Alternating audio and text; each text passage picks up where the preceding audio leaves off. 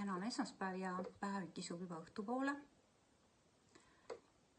Aga ma saan alles praegu mahti teha kaardite võtmist.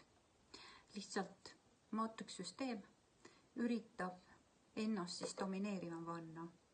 Aga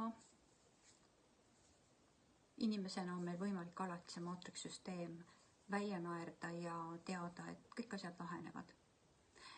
Ja seda ütlesid ka tänased kaardid, kui ma neid valisin, et rahu saad ainult iseenda seest leida. Et millele sa häälestud ja keskendud, see on sinu reaalsuseks.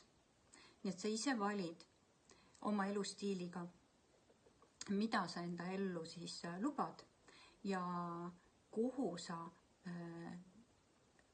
lased ennast elusituatsioonidel siis tõmmata.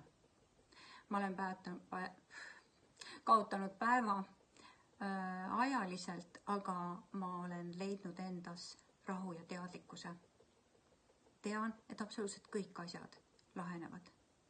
Ei pea punnitama, ei pea pingutama, vaid asjadel on alati lahendus ja asjadel, mis sul elus juhtuvad, on alati põhjused. Mitte midagi pole niisama.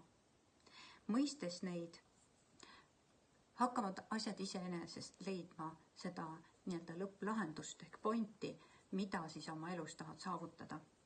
Nii et ole püsivalt tähelepanus igast enda reageeringust, sest läbi selle sa lood seda, mida sa oma elus siis koged, milline reaalsus sul on ja millist elustiili sa saad endale lubada ja milline piiramatu energiavaramu sul on.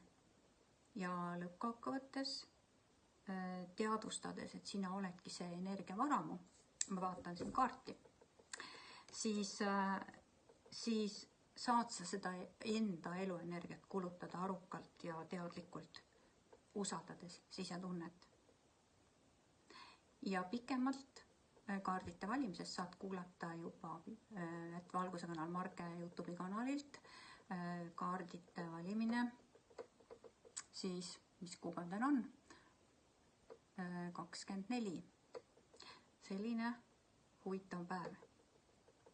Ja tule liitujaks, telli kaarte, telli raamatuid, tuleb must reede, tuleb aastalõpp, imeline kingitus imelisele lähedasele inimesele või sõbrale või tuttavale.